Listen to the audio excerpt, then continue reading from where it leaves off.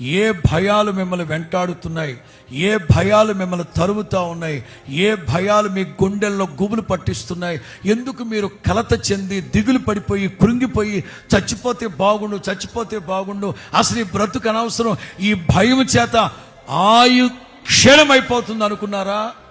దేవుడు మనకు పిరికి ఆత్మనివ్వలేదు. దుష్ట మృగాలు మీకు ఏ కీడు చేయకుండా వాటన్నింటిని నా దేవుడు లయపరచునుగాక.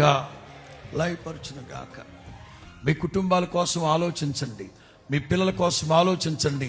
ఏదైతే మీరు భయపడుతూ ఉన్నారో, నేను మరలా చెప్తున్నాను, ప్రభు పేరట మీకు చెప్తున్నాను, మీ చెవులు నిండా దుర్వార్తలు వినబడుతూ